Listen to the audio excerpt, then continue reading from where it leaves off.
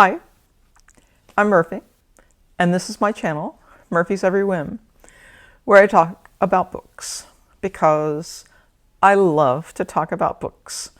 I also love libraries, and today I got a library card at another library that allows people to get library cards from all over Iowa. So that was exciting. I am in the middle of Shorty September and really enjoying it. I enjoyed picking out the books and I enjoyed reading the books. And as you've heard me say before, I like reading multiple books at the same time. And maybe sometime during this month, I will give you a graphic that illustrates how many books I had going at the same time. So of the 12 books for Shorty September, I have started almost all of them. I have finished 2 of them, and I'm very close to finishing a couple more. According to my calculation, because I am a mathematician, I'm a little geeky this way, I am 31% of the way through the books. Now, today is, I believe this is the 14th, so it seems like I am not on schedule, but I tend to work better under pressure. And so I anticipate being able to finish all these books. So today I want to talk about book 2 that I've finished, and this is Mom Short's a comfort read. And for me, I chose Louis L'Amour's Hanging Woman Creek as a comfort read. This is a nice little Western. I'd only read one Louis L'Amour book before, and that was Riders on the Purple Sage, and I read that decades ago. And so it's been a long time since I've read a Louis L'Amour, but I did just get finished reading a month ago or so, Lonesome Dove. And both have parts of it set in Montana, so I thought that was interesting that there were bits of this that were the same as the bits in Lonesome Dove. But anyway, let me talk about this book, Hanging Woman Creek. The story starts with Pronto Pike. His name is Barnabas. He goes by Barney sometimes, but it mostly goes by Pronto or Pike. So Pronto Pike he's been in Chicago. He's a cowhand. He's 26 years old. He's been working cattle since he was 14 or something like that. He's been in Chicago, and now he's heading back to Montana to look for a job that'll hold him over the winter. And he meets up with Eddie Holt. Eddie Holt had been in the Buffalo Bill show. He was also a professional boxer, and he's black, and they meet up. I actually think they get thrown into the drunk tank overnight or something, and so they meet up that way, and they're riding the rails on the Northern Pacific and heading to Miles City, Montana, where Pronto thinks he can get a job. Eddie can ride because he was in the Buffalo Bill show, but he doesn't know how to work with cattle. Pronto loves to fight, like fist fights, and he's not very good with a 6-shooter at all. So he's not a gunman. He can hunt with a rifle, but he can't use a 6-shooter very well. And so he likes to fight with his fist. He just really enjoys fighting. And so as a trade, Eddie is going to teach Pronto how to box proper, and Pronto is going to teach Eddie how to work with cattle so that they can both get a job, and Pronto can get better. He can whoop more people than he has been. And so they're heading to Miles City. They run into an outlaw, Van Bocklin, I think is how his name would be pronounced. And they also meet up with Jim Fargo, who's a Pinkerton man, and he's looking for Van Bocklin. So they get to Miles City, and they go to a bar, Charlie Brown's, and Charlie Brown hooks them up with Bill Justin. Bill Justin is a cattleman, and he needs someone to work his line camp. Oh, and the line camp has a cabin, and it's a place where a cowboy or two will be over the winter while they go out and look after the cattle on the range. And so they hole up in the cabin. It's stocked up with lots of food, and then they go out and make sure the cattle have water by breaking holes in the ice, and they round up cattle that are loose. They pay attention to whether any cattle are missing, or maybe some other cattle from another ranch with a different brand get in with those cattle. And so they do that. And on their way out of town, two different people warn them that they shouldn't take this job, that it's dangerous, but they don't explain why. Another thing, in Miles City, they're looking for one of Pronto's friends from the past named Tom Gaddy. And what they find out is that, well, Tom Gaddy was a cowhand before. He's now trading in stock, and Pronto wonders if maybe he's rustling. So he's a little worried about that. And on their way out of town, they run into Anne Farley. And Anne Farley is a woman from Ireland, and she's come to stay with her brother, Philo Farley. And Philo has a homestead. And the cattlemen in the area don't like homesteaders, not just because they put up fences to keep their own stock in, and that keeps the cattlemen from using the entire range to run their cattle, but they also think that all homesteaders are rustlers. And so there's this tension between the cattlemen and the homesteaders.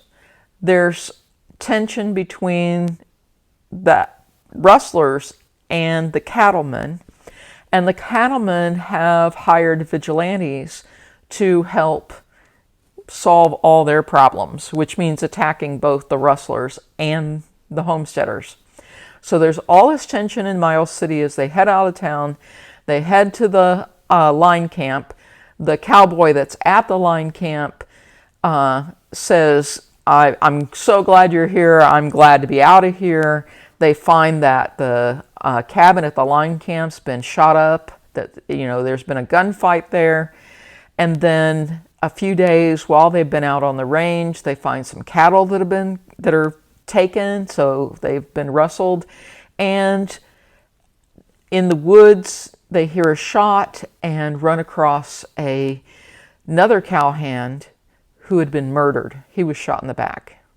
So there's all these mysteries around. Why is this Pinkerton agent there, and what did Bachland really do that was so bad that a Pinkerton agent is after him? Who shot up the cabin? Who killed this cowboy? Who rustled the cattle? There's all these mysteries to solve. And Pronto ends up solving all the mysteries in some way or another. And so that's where I don't want to tell any more of the story. I tend to just like to tell the setup of stories and not more. I found the end, while a little cheesy, but this was a comfort read, I found the end quite satisfying, that the answers to the mysteries were solved. I have the book, and the book doesn't have much on the front, and the blurb on the back mentions Anne Farley having been in the book. But I noticed another book that had the same cover, but on the front it said, something about Pronto and Eddie are working at this line camp. And then when a woman shows up in town, all hell breaks loose. Like it's the woman that caused all the problems. But she just happens to be someone in, her brother's a homesteader. So he's involved because he's a homesteader. because people are out to get homesteaders, not because she showed up in town necessarily. Anyway, it was a fun little read. One thing that I was surprised about when I read a book, one of the things I do afterwards is I often go out and look up what I can about the book. And I got to wondering how much of the story in Lonesome Dove overlapped this, because Lonesome Dove was supposed to be the first time cattle got to Montana. And so it would be earlier than this time when there are established ranchers in Montana. But Miles City was in common. There were some other things that were in common. There was not a train to Miles City when Lonesome Dove was written, but the Northern Pacific went to Miles City in this book. So I went to look things up, and I was really sort of impressed, I don't know if that's the right word, surprised, pleased that Louis L'Amour actually made this a historical novel. And so there are characters in this book who are real life characters. I didn't mention them, but there's a particular cattleman, not Bill Justin that hired Pronto and Eddie, but there's a particular cattleman that's real. Charlie Brown's was a real bar. There was a vigilante that was real. Other people that they mentioned were real. When Eddie was talking about when he was a professional boxer, he mentioned boxers that he had competed against that were actual ones. So I clearly don't know enough about Montana history to have known what was real and what was not. And so I also write a blog that hardly anybody ever looks at, but that's okay. I like writing in the blog. It helps me think about the books. It helps me get my thoughts together. And in that blog, I wrote about the characters in this book, more so than I mentioned here. And I mentioned which ones I found were real and when they lived. So this is book 2 of Shorty September.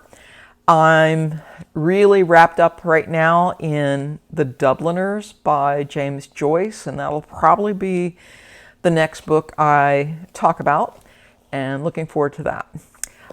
It's later in the evening than usual for me. I've had a kind of a rough day. I was involved in a traffic accident and then almost involved in another traffic accident later. I was, in the later one, I was turning left and someone passed me on the left. Not a good thing. The first one was really just a fender bender. Nobody was hurt. My car has a dent in it. That's kind of sad. Everybody's okay. Nobody's hurt. But, anytime you're in something like that or you have a scare like the second one, you get a little shook up. So I'm not just trying to be really kind of happy here, but HWC is out catering to one of my whims, which is he's buying me a box of ice cream sandwiches so I can help console myself. But anyway, that's my life. This is the book for today, and I'm hoping to finish James Joyce tonight. And I will see you next time. Take care.